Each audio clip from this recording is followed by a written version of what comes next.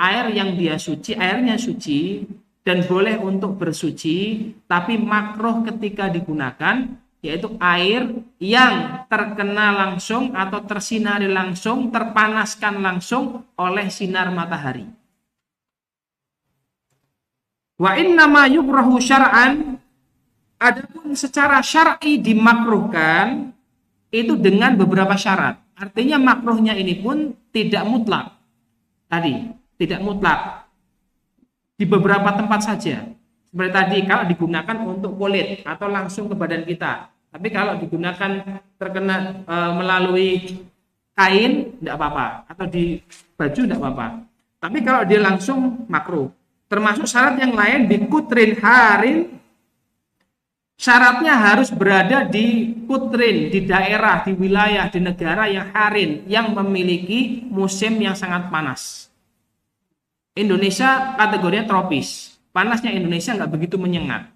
Maka kalau ada ember di luar rumah kita, kepanasan siang hari di musim kemarau misal, oleh matahari langsung, ya tidak masuk kategori air musyammas. Kenapa? Karena Indonesia bukan negara yang harin, bukan negara yang qatrin harin, bukan negara yang panas. Negara panas itu seperti Yaman, Saudi. Itu kalau sudah masuk musim panas, faslus shaif, itu panasnya ya luar biasa. Bisa mencapai 40-an lebih. Bahkan ya ketika kain dibasahi kemudian untuk nutupi kepala di siang hari itu bisa cepat keringnya. Bahkan di siang hari ya terkadang air padahal di tower, di tandon air, itu air bisa sampai panasnya seperti mau mendidih. Kadang kita kalau mau wudhu pas panas-panasnya di faslus shaif di Yaman, itu panas sekali siang hari, air yang akan kita gunakan untuk wudhu atau mandi. Maka biasanya kita taruh dulu di ember, tunggu beberapa menit biar ada reda anget-anget berbuat mandi. Kalau langsung ada kalanya panas-panasnya itu sangat panas sekali. Nah, Indonesia kategorinya tropis. Jadi air ma'ul musyammas di Indonesia kemungkinan bisa nggak berlaku. Karena apa? Syarat yang pertama ini di daerah yang panas itu tidak terpenuhi.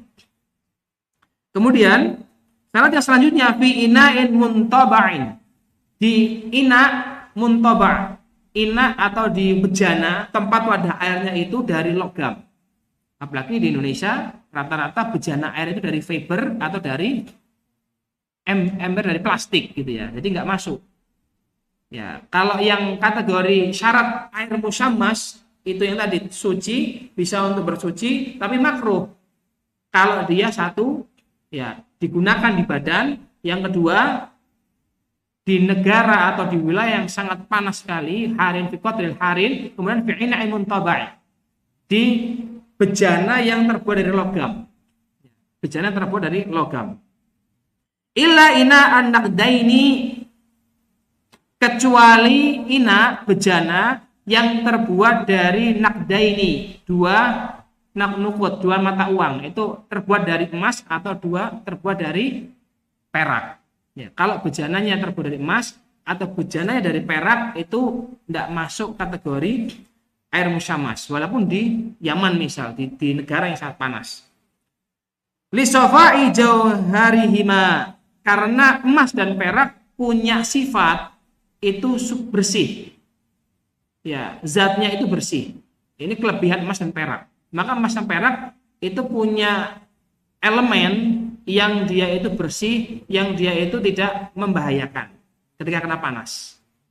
Maka kalau bejananya itu dari emas atau perak itu nggak masuk kategori mak musyammas juga. Jadi mak musyammas itu di negara yang panas dan di bejana airnya itu di bejana yang terbuat dari logam. Kalau terbuat dari tanah liat, misal kendi atau dari gerabah, nggak masuk juga. Wa idza barida zalat karahatu. Kalau sudah wa idza barida, kalau dia dingin, maksudnya air yang panas tadi pas kena terik matahari, air musyammas tadi, pas panas-panasnya itu makruh penggunaannya, tapi kalau tunggulah beberapa menit biar dia adem, biar dia hangat, maka zalat, hilang karahatu. Kemakruhannya hilang. Maka tadi kondisinya ketika sedang panas-panasnya, walaupun itu air musyammas, tapi kita tunggu sebentar biar dia dingin sedikit, maka habis itu hilang kemakruhannya. Sehingga tadi saya katakan makruhnya itu nggak muabad, nggak selamanya makruh terus itu, hanya pada kondisi tertentu. Nah, insya Allah untuk ma'ul musyammas di Indonesia, insya Allah nggak kita dapatkan karena ya beberapa syarat daripada terwujudnya ma' musyammas tadi di Indonesia tidak terpenuhi. Wakhtaron Nawawi adamal karahati mutlaqon.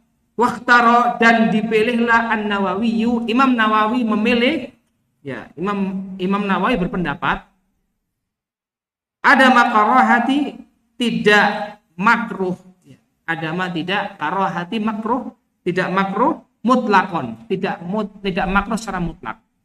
Jadi adapun ma' musyammas ini makruh atau tidak, ini dalam ulama Syafi'iyah berbeda pendapat. Kalau Imam Nawawi menyatakan ma' musyammas tidak makruh secara mutlak, ya, tidak perlu yang panas pun, nggak perlu syarat-syarat sebagainya. Itu secara mutlak ma' musyammas nggak makruh. Tapi mu'tamad di mazhab Syafi'i pendapat yang kuat ya makruh. Masuknya kategori air yang suci, bisa untuk bersuci tapi makruh ketika menggunakannya. Wa yukrahu aidan syadidu suhunati, dan dimakruhkan aidan juga syadidu sangat suhunati, sangat panas, ya. Jadi air yang sangat panas juga makruh ketika digunakan untuk bersuci. Jadi antum kalau mau wudu ya jangan pakai air yang mendidih 100 derajat. Itu juga makruh gitu ya. Ya. Jadi nggak harus tadi kan kita bahas ma' musyammas. Nah, yang mirip-mirip dengan itu juga sama, ada air yang suci, ya mungkin air ini suci dan bisa untuk mensucikan. Ya, tapi kalau direbus 100 derajat atau 80 derajat panas seperti itu juga makruh kita gunakan untuk wudu, ya. Au burudah, atau sangat dingin sekali, itu juga makruh. Misal antum mau wudu dengan air es atau air dari kulkas. Misal air ini suci, mensucikan, dimasukkan ke kulkas yang dinginnya bisa mungkin minus 20 derajat, dingin sekali. Nah, itu juga kalau itu syadidul burudah, dia sangat-sangat dingin, maka juga makruh. Artinya ilahnya sebenarnya karena dikhawatirkan membahayakan kulit kita.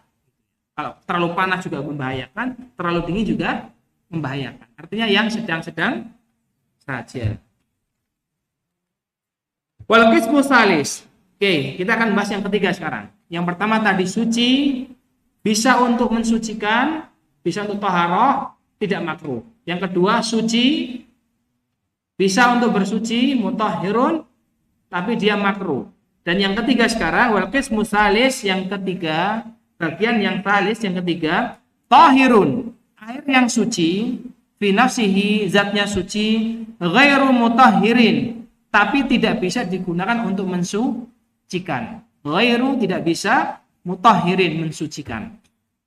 Ini kelompok air yang ketiga atau jenis air yang ketiga. Dia suci tapi tidak bisa untuk mensucikan. Airnya suci tapi tidak boleh, tidak sah untuk bersuci. Li ghairihi, mensucikan yang lainnya. Wa wal ma'ul musta'mal, yaitu air sisa musta'mal, air bekas. Air yang bekas, air yang sisa digunakan untuk taharah wajib. Fi raf'i hadasin, ya bekas digunakan untuk raf'i hadasin, untuk mengangkat hadas. Ini taharah wajib. Au izalati najasin, untuk menghilangkan najis, ini juga taharah yang wajib. In lam yataghayyar, walaupun tidak berubah. Artinya airnya tidak berubah, masih sama dengan air yang diambil. Misal ada lidah saya kena najis misal, airnya siram. Ya. Nah, walaupun air yang turun ini tidak berubah, nggak berubah rasanya, nggak berubah warnanya, nggak berubah baunya, ya, tapi air yang sisa atau terjatuh dari setelah membersihkan najis, ini air musta'mal, air bekas atau air sisa yang digunakan untuk taharah wajib. atau air wudhu. Ya, kita wudhu seperti ini, ya, misal wudhu pakai bejana atau pakai ember atau pakai keran, habis itu bawahnya ditadai pakai ember karena mungkin musim kemarau susah air, ya bawahnya ditadai, ya bahasa Indonesia ditadai, ditampung dengan bejana yang besar di bawahnya. Setelah wudhu, nah seperti ini. Nah, air yang jatuh setelah untuk taharah wajib, air itu adalah air mustakmal. Dengan catatan disebut menjadi air mustakmal ketika digunakan untuk taharah wajib. Kalau taharah sunnah, air bekasnya yang jatuh-jatuh tadi itu tidak masuk ke air mustakmal. Jadi air mustakmal itu air bekas atau sisa taharah wajib. Walam yazid waznuhu ba'da infisalihi, dengan syarat tadi yang syarat pertama tidak berubah, tidak ada perubahan. Ya, tapi kalau ada perubahan, ya setelah mungkin najisnya warnanya kuning gitu ya. Setelah untuk membersihkan, ya air yang jatuh atau yang bekas membersihkan najis itu di bawah setelah dikumpulkan di ember, itu kok airnya jadi warna kuning, ada perubahan warna. Nah, air itu bukan air mustakmal, tapi air najis. Jadi air mustakmal tadi yang ketika belum ada perubahan tiga sifat tadi, nggak berubah warnanya, nggak berubah rasanya, nggak berubah baunya. Tapi kalau habis bersihkan najis atau untuk mengangkat hadas, itu air sisahan yang terjatuh atau yang terpisah dari benda yang dibersihkan itu berubah warna, bau atau rasa, maka tidak lagi disebut mustakmal, tapi disebut air najis. Tapi kalau dia masih sama sifatnya dengan air yang pertama dituangkan atau disiramkan, maka dia masuknya air mustakmal. Karena beda hukum nanti antara air mustakmal dengan air najis. Dan syarat yang kedua, walam yazid waznuhu ba'dal infisalihi, dan jumlahnya tidak bertambah. Walam yazid, jumlahnya nggak bertambah. Waznuhu, jumlahnya, wazennya. Ba'da infisalihi, setelah air itu infisal, setelah air itu menetes terpisah dari tempat dia digunakan untuk bersuci. Ya, kalau misal pas untuk basuh tangan biur gitu. Nah, berarti ketika air yang infisal, yang terpisah dari tempat untuk bersihkan anggota wudhu inilah disebut air mustakmal yang jatuh.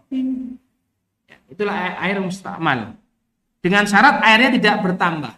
Kalau airnya bertambah tadi tidak menjadi air mustakmal. Amma kana ba'da i'tibari ma yatasharrabahu al-maghsulu minal ma. Ya, amma kana ba'da i'tibari, setelah dikira-kira, setelah diibarahkan ma yatasharrabahu al-maghsul, air tersebut yang terserap al-maghsul, terserap pada a'dha atau pada anggota badan yang disiram. Ya. Jadi ngitung bertambahnya air itu bertambah apa enggak? Itu setelah dikurangi, kira-kira dikurangi air yang terserap di pori-pori. Karena ketika kita membasuh tangan, tidak mungkin air itu tidak ada yang meresap ke pori-pori. Nggak ada air itu yang tertinggal atau masih menempel di tangan kita, kan masih ada. Memang susah, mengukurnya susah karena sedikit sekali bedanya. Tapi kalau terjadi penambahan jumlah air, misal saya nuangkan segini, ya nuangkan segini untuk wudhu misal, tangan, biur, ditadain bawah. Nah, setelah selesai wudhu, ya kemudian saya masukkan lagi ke mana? Ke botolnya. Lah kok masih sisa gitu, sisa segelas lagi gitu. Tambahnya dari mana? Ya. Nah, itu berarti air itu tidak masuk kategori mustakmal karena ada penambahan wazn, jumlah air. Bisa jadi itu najisnya atau dari yang lain. Jadi satu syaratnya air mustakmal tadi itu ya dia tidak berubah warna, bau dan rasa. Yang kedua tidak bertambah jumlahnya, wazennya. Itu yang pertama, air mustakmal, air yang dia suci tapi tidak sah untuk bersuci, tapi tidak bisa mensucikan. Wal mutaghayyira, yang kedua, air yang berubah. Maksudnya berubah seperti apa? Yaitu wa min hadal qismi, dan dari kism ini, bagian ini, Al-ma'u mutaghayyiru ahadun awsafihi. Air yang berubah salah satu dari sifat-sifatnya. Ya, sifat air ada 3. Sifat baunya, rasanya, dan warnanya. Maka kalau air itu berubah salah satu dari 3 sifat air ini, entah berubah baunya, entah berubah rasanya, entah berubah warnanya, maka dia menjadi air mutaghayyir, air yang berubah, air yang tercampur. Biha, tercampur dengan sesuatu, syai'un, dengan sesuatu, khalatahu minat tahirat, bercampur dengan khalatahu, bercampur minat tahirat, dari sesuatu yang suci. Ya, misal air, ini pas ada gelas kita contohkan langsung biar mudah menangkapnya. Oke, saya tuangkan air mineral ini ke gelas. Ini air mutlak atau air mustakmal? Air mutlak, ya, karena dia masih asli, air yang asli. Entah ini dari sungai, mungkin sungai dikemas kemudian ke sini. Ya, ini masih air asli atau ma'un nahri, mungkin sudah pindah-pindah dari air sungai, air botol mineral, air gelas. Kemudian yang masuk kategori air tahirun ghairu mutahirin, air yang suci nggak bisa mensucikan.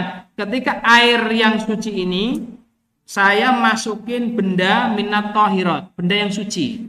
Kopi suci apa najis? Kopi suci. Saya masukkan kopi 1 gelas. Saya udah gudeg. Kemudian warnanya berubah nggak? Sifat warnanya berubah. Rasanya berubah nggak? Dari milih, dari manis-manis sedikit, tawar, jadi rasa kopi. Kemudian baunya berubah nggak? Dari yang baunya netral jadi bau kopi. Berarti 3 dari sifat air telah berubah. Inilah yang disebut sebagai air yang berubah atau air yang dia suci, tapi tidak boleh untuk bersuci. Nah, inilah mukhalid. Taghayyuru yamna'u itlaqul ismul ma'i alaihi. Terjadi perubahan, taghayyuran, terjadi perubahan, yamna'u itlaqul ismil ma', yang mencegah, yamna'u, yang mencegah itlaq, kemutlakan ismil ma', nama dari air tersebut, alaihi. Jadi yang tadinya air ini mutlak, namanya air, ketika jadi sudah campur kopi diaduk-aduk jadi air kopi, dia tidak bisa disebut lagi sebagai air saja, air asli, enggak, jadinya air kopi atau air dikasih apa, teh, bikin teh atau tubruk. Nah, itu yang disebut sebagai air kopi atau air yang berubah, maka dia suci. Ya, air kopi boleh untuk nyuci baju karena suci. Air kopi boleh untuk masak nasi karena suci, tapi nggak boleh untuk wudhu, nggak boleh untuk mandi, ya nggak sah untuk mandi. Fa innahu tahirun ghairu mutahirin, karena air tersebut, air misal saya kopi tadi itu tahirun, dia suci, ghairu mutahirin, dia tidak bisa untuk bersuci.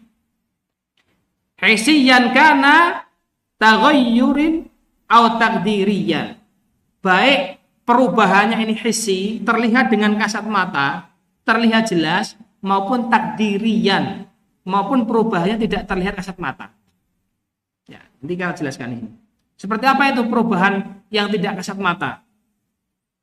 Ka'anikhtalata bil ma'in ma yuwafiquhu fi sifatihi, sebagaimana bercampurnya air mutlak, air yang asli, air yang mutlak dengan air yang sifatnya sama, yuwafik sama, yuwafiku sifatihi, yuwafiku fi sifatihi, yang sifatnya sama.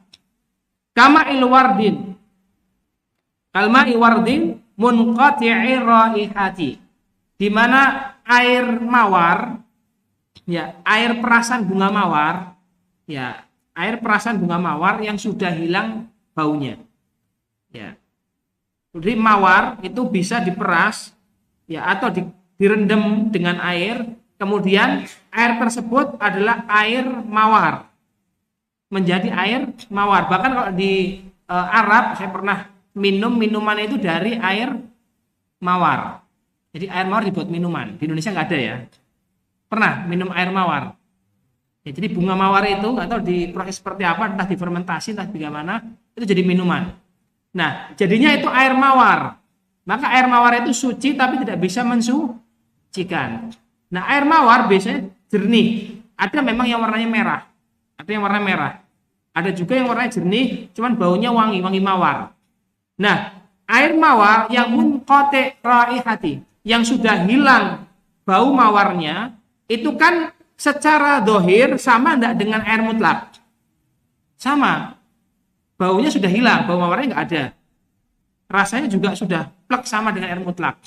Nah, maka perubahan yang disebut takdiri, perubahan yang tersembunyi, itu ketika air mutlak dicampur dengan air mawar. Itu hukumnya sama. Walaupun sudah seperti air mutlak, tapi tetap ini namanya air mawar. Wal ma'u mustakmal, atau bercampur dengan air mustakmal. Sudah kita bahas di atas bahwasanya air mustakmal itu air bekas tohara wajib. Airnya berubah enggak? Enggak, masih sama dengan air mutlak, cuman hukumnya sudah berbeda. Kalau sebelum untuk tohara wajib, air ini menjadi air mutlak yang sifatnya suci, tohir, mutahhir, dia mensucikan. Setelah untuk bersuci wajib, yang jatuh-jatuh tadi belum terjadi perubahan sifat dan masih sama plek dengan sebelumnya, tapi sudah berubah hukumnya menjadi suci tapi tidak boleh untuk mensucikan. Nah, air mustakmal sama. Yuwafiqu fi sifati. Dia sifatnya sama dengan air mutlak, cuman beda hukumnya saja. Ya. Enggak ada bau, enggak ada rasa, juga enggak ada warna. Plek sama dengan air mutlak, air mustakmal ini. Tapi dalam fikih hukumnya berbeda. Yang satu bisa untuk bersuci, yang satu tidak boleh untuk bersuci atau enggak sah untuk bersuci. Maka ketika ini dicampur, ya ini juga sama. Campurannya ini walaupun tidak kelihatan perubahannya, dia takdiri, tersembunyi perubahannya, maka hukumnya sama kayak antum nyampur kopi. Misal ini air mutlak, ini air kopi yang kelihatan perubahannya, dicampur jadi satu, blek, sehingga jadi hitam semua. Ini namanya air kopi apa air mutlak? Air kopi. Jadinya hukumnya berubah. Yang ini kalah, jadi berhukum air kopi atau air yang suci tidak bisa untuk mensucikan. Nah, ini pentingnya memahami perubahan itu. Fa'in lam yamna itlaqal ismul ma'i alaihi, dengan syarat ya percampuran tadi tidak sampai merubah nama air mutlak tadi. Misal kecampur kopinya cuma 2 tetes. Kira-kira merubah nama ini enggak? Jadi air kopi apa masih air mineral? Masih air mineral. Karena bercampurnya tadi tidak sampai merubah nama air yang ada di gelas ini. Nah, yang bisa merubah hukum ketika bercampur dengan tadi sesuatu yang suci masuk ke dalam air mutlak dan menjadi nama dari air mutlak ini berubah dari kemutlakannya. Jadi air kopi, jadi air teh dan sebagainya. Bi an kana taghayyuruhu bitahiru yasiron. Ya, walaupun bercampur dengan sesuatu yang suci yang sedikit, tapi kalau dia merubah nama aslinya bisa berubah. Au biha yuwafiqu ma'u fi sifatihi, atau dengan bercampurnya tadi yuwafiqu ma'u fi sifatihi, yang sama atau sesuai sifatnya, wa qaddara mukhalifan wa lam yataghayyaruhu fala yaslubu tuhuriyatahu fa huwa mutahhirun li ghairihi. Maka kalau dia bercampurnya itu tidak merubah kemutlakan air tersebut, maka tidak menjadikan air tersebut berubah hukum menjadi ya tidak mensucikan. Wahtaraza biqaulihi, dan ada pengecualian, ya, ada pengecualian dari kata khalatahu, dari kata bercampur. Karena dalam pembahasan bercampurnya benda suci ke air, itu ada istilah mukhalid, ada istilah mujawir. Mukhalid itu percampuran benda yang suci ke air mutlak, tapi tidak bisa dipisahkan lagi. Seperti kopi dimasukkan diaduk-aduk. Bisa nggak antum misahkan kopinya dengan airnya asli kembali semula? Tidak bisa. Kemudian susu, air campur susu, blek-blek. Bisa nggak antum pisahkan lagi susu dengan airnya? Susunya kembali mutlak, susunya ditarik lagi, airnya kembali mutlak. Tidak bisa. Itulah mukhalid. Percampuran yang menyebabkan airnya itu berubah menjadi suci tapi tidak bisa mensucikan. Tapi ada mujawir, istilah mujawir akan kita jelaskan di sini. Anit tahiril mujawiri lahu. Ya, bercampur sesuatu yang tahir suci, ya mujawiri lahu. Namun bercampurnya itu masih bisa dilepaskan. Maksudnya apa? Benda suci yang masuk tadi nyemplung-plung bercampur. Kemudian mungkin merubah salah satu sifat dari air mutlak tadi, tapi benda yang suci tadi masih bisa diambil lagi. Misal, wedang jahe tanpa gula ya. Kalau sudah campur gula, udah lain perkara. Ya, karena gulanya jadi manis.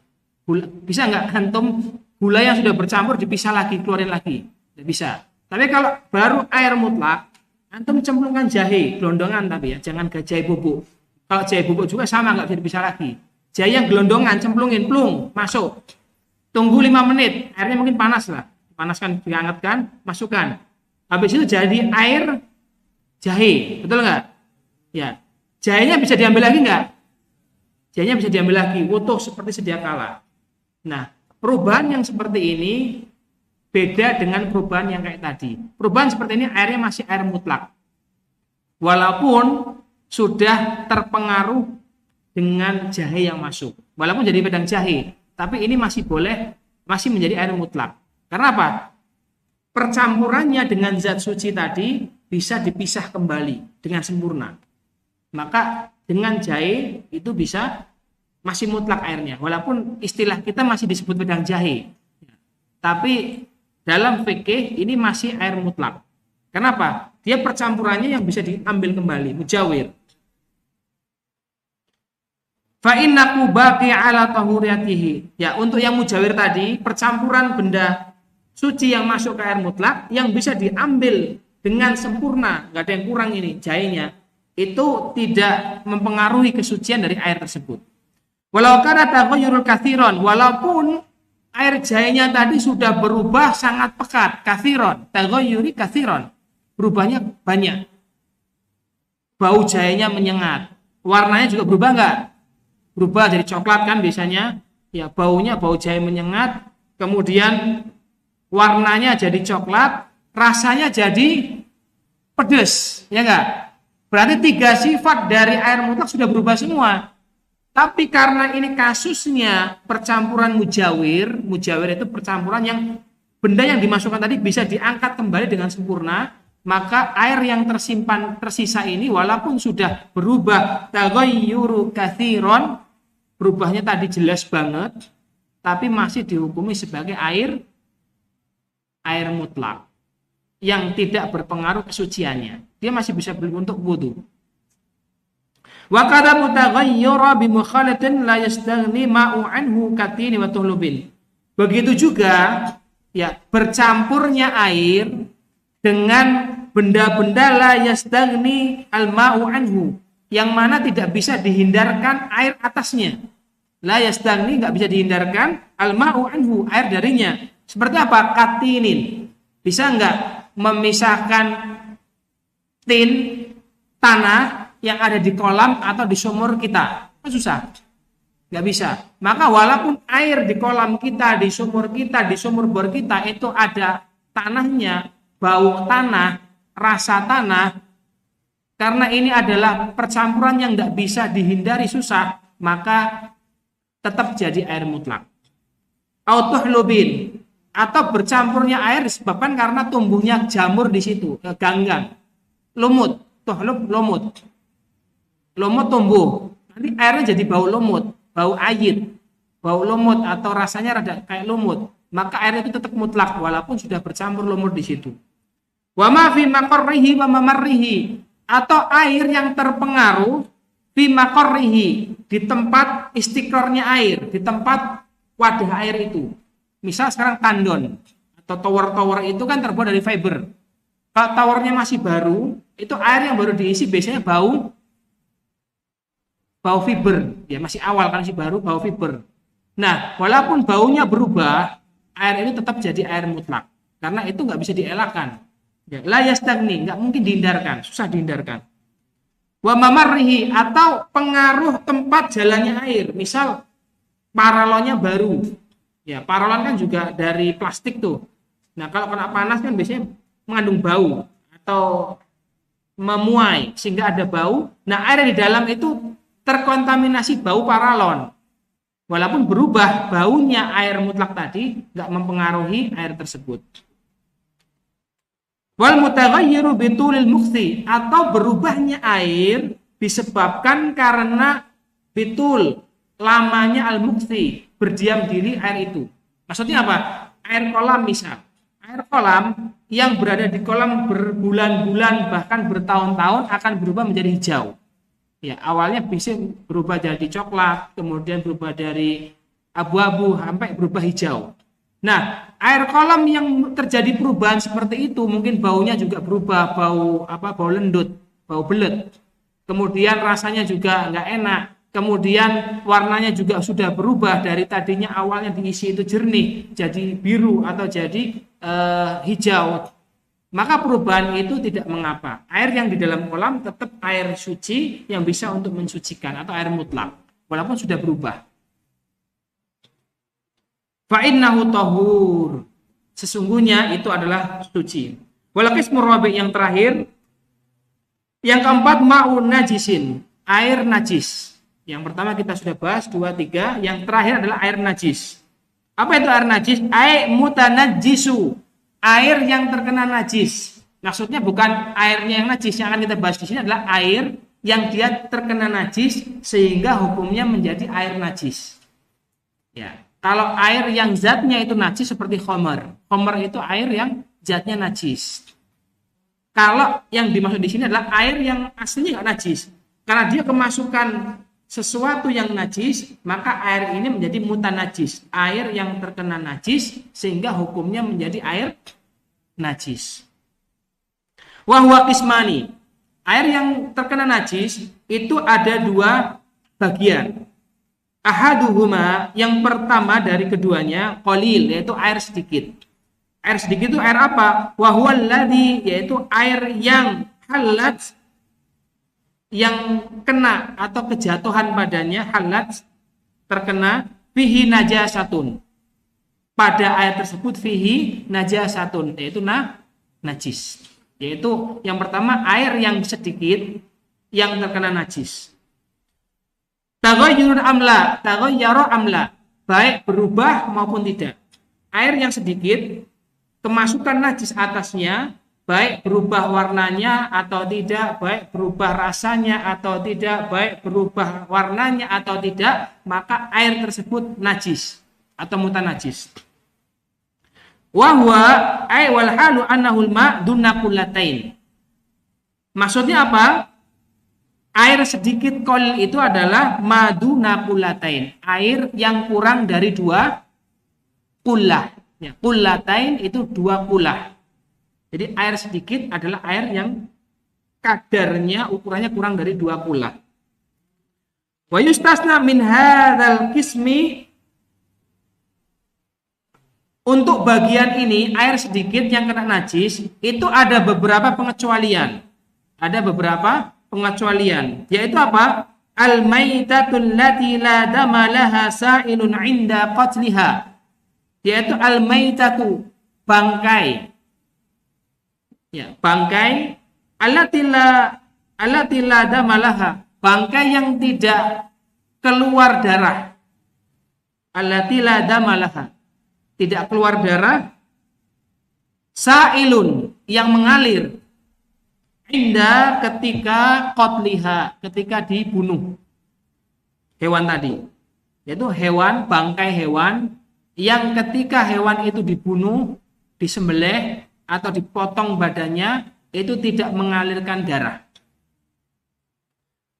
Au syaqqi udwin minha, atau ketika dipotong bagian tubuhnya tidak mengalirkan darah. Maka hewan ini adalah yustasna, dikecualikan. Maka kalau hewan-hewan yang kategori ini masuk ke bejana yang kurang dari 2 kula, maka tidak menjadi najis. Karena apa? Pengecualian. Ya. Najis bangkai hewan yang ketika dibunuh atau dipotong bagian tubuhnya tidak mengalirkan darah. Seperti apa? Kadubabin. Seperti lalat. Bapak, lalat kalau jenengan potong tubuhnya atau kakinya, ngalir nggak darahnya? Tidak. Jadi itu hewan yang seperti itu, hewan kecil-kecil. Hewan yang ketika dibunuh, dipencet, dimatiin, atau dipotong bagian tubuhnya, dia tidak mengalirkan darah. Itu hewan-hewan yang ketika jadi bangkai dan dia jatuh ke air yang kurang dari 2 kula, tidak menjadikan air itu najis. Padahal bendanya tadi, hewan yang tadi itu najis. In lam tutrah fihi, dengan syarat satu, in lam tutrah fihi, dengan syarat tidak dicemplungkan, tidak dilemparkan, tidak diletakkan dengan bantuan yang lain. Tapi kalau kita lihat, misal ini air mutlak yang suci dan mensucikan, ada lalat, wing wing wing wing wing. Nah, ketika dia sedang muter, kemudian dia jatuh ke gelas tadi. Kemudian tenggelam karena dia belum latihan renang dan belum bisa renang, maka dia tenggelam dan meninggal dunia. Ya. Lalatnya pas lagi sedang play, dia jatuh mati tenggelam.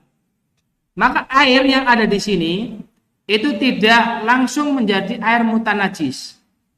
Dari air mutlak tidak langsung menjadi mutanajis. Karena apa? Ya, lalat adalah hewan yang ketika dibunuh atau dipotong anggota tubuhnya tidak mengalirkan darah. Maka matinya dia dengan sendirian masuk ke gelas tadi, tinggal diambil buang. Berbeda kasusnya kalau yutroh. Ini dengan syarat tidak dicemplungkan. Misal air mutlak, ada lalat datang, set, pegang. Lihat mati, jadi bangkai, jadi maitah, jadi bangkai lalat. Bangkai lalat najis apa? Nggak najis. Suci apa najis? Bangkai lalat najis. Antum masukkan, plung nyemplung. Nah, sama-sama kemasukan lalat. Kasus pertama air tersebut masih mutlak. Kasus yang kedua air tersebut jadi air najis. Karena apa? Ada upaya mencemplungkan bangkai yang najis ke dalam air tadi, entah ember entah apa. Jadi kalau dengan sendirinya nggak apa-apa. Syarat yang kedua, walam yutaghayyirhu. Yang kedua, dia tidak berubah. Gelas air mutlak, kemasukan lalat 1, masuk, plung, najis nggak Pak? Masih air mutlak apa air mutanajis? Air mutlak. Lihat temennya mau nolong, nyemplung lagi 1 plung. Mutlak apa najis?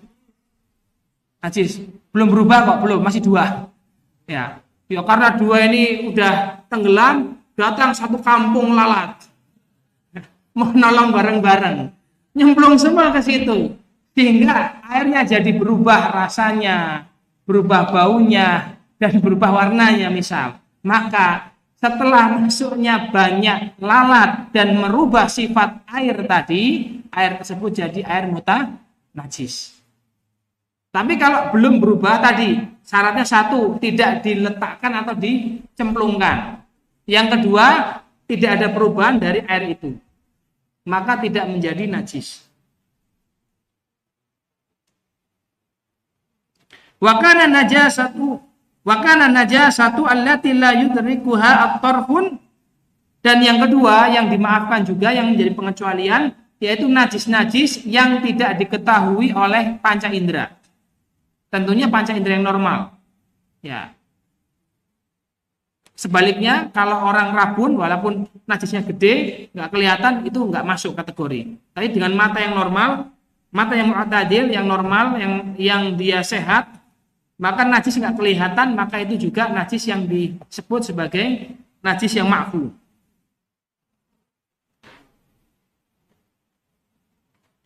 Wa kullun minhuma la yunajjisuma. Maka baik hewan yang kecil yang tadi tidak masuk kategori hewan besar yang membuat najis maupun najis yang masuk tidak diketahui oleh panca indera mata, maka keduanya tidak mempengaruhi kesucian air tersebut. Wa yustahna aidan suratul madhkuratun. Dan pengecualian yang lain juga disebutkan dengan gambaran madhkuratun, disebutkan fil mutawalat, di kitab-kitab yang lebih panjang. Sekali lagi, ini contohnya baru dua. Ada najis-najis yang ma'fu, najis yang diampuni, najis yang ditolerir, bendanya tetap najis, tapi ketika masuk ke air yang sedikit, air yang kurang dari 2 kula, tidak menyebabkan air tersebut berubah menjadi air najis. Tapi kalau selain najis-najis yang ditolerir tadi, nyemplung ke situ, maka airnya otomatis jadi najis. Misal, tikus itu kalau disembelih atau dipotong, ngalir nggak darahnya, Pak? Ngalir. Ya, kalau ada tikus kemudian mati, antum meracun tikusnya kemarin sore, gelelengnya sekarang. Habis geleleng masuk ngefly, habis itu mati masuk ke ember, cemplung. Tikus masuk ke najis yang ma'fu ditolerir enggak? Enggak. Masuk ke ember. Berarti air yang ada di ember tadi itu secara otomatis menjadi air yang mutanajis, air yang terkena najis dan hukumnya menjadi najis. Karena apa? Karena dia jumlahnya kurang dari 2 kula dan dia kemasukan najis atasnya. Maka kalau seperti itu kasusnya, sudah buang airnya semua. Karena air najis nggak boleh dibuat apa-apa, ya dibuang, gitu ya. Baik. Wa asyara li qismi tsani min qismi rabi' biqauli. Kemudian penulis asyara mengisyaratkan li qismi tsani, kelompok yang kedua atau bagian kedua min qismi rabi', dari bagian yang keempat. Maksudnya apa? Tadi kan bagian keempat ini adalah air najis. Bagian yang pertama beliau menjelaskan air yang sedikit, ma'un qalil. Jadi air najis bagi dua. Ada air najis yang jumlahnya sedikit, qalil. Ada air najis yang jumlahnya banyak. Nah, yang sedikit tadi, air najis yang jumlahnya sedikit, itu kalau kemasukan najis, otomatis jadi air najis atau mutanajis. Tidak perlu ada perubahan warna, bau, rasa. Langsung otomatis. Tapi yang kedua kita akan jelaskan air yang banyak. Aukana kathiron, yaitu atau disebut juga air kathiron, air yang banyak. Yaitu berapa kadarnya? Kullataini fa'aktar. Air yang kadarnya kullataini, 2 kula. Fa'aktar atau lebih dari 2 kula. Ya, jadi dalam pengertian jumlah air, kita mengetahui ada air sedikit, air banyak. Air sedikit, air yang jumlahnya kurang dari 2 kula. Air banyak, air yang jumlahnya 2 kula atau lebih dari itu. Paham di sini, Pak? Baik.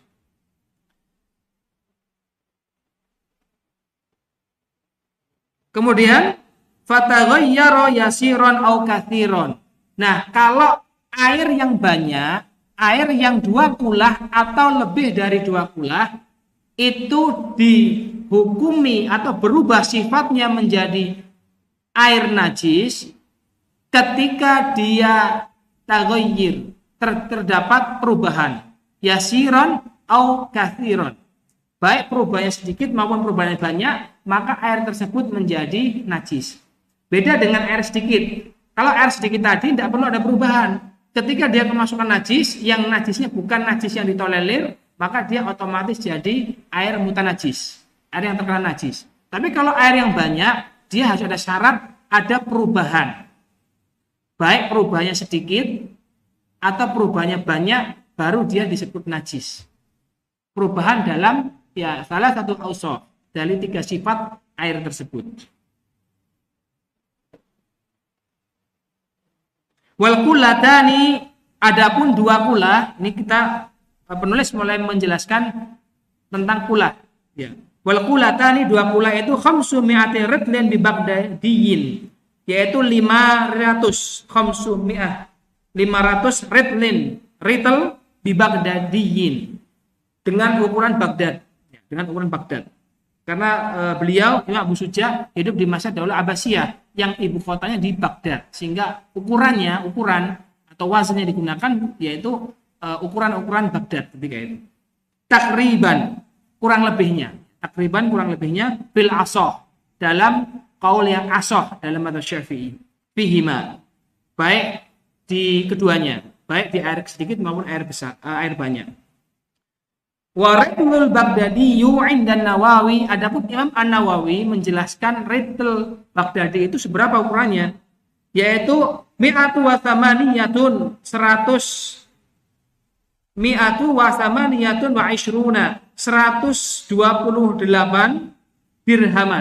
dirham wa arba'atu asba'i dirham, dan 1/7 dirham. Jadi 128 1/7 dirham. Nah, ini ukuran yang dikonversikan dari kullatani ke ukuran dirham atau berat dirham.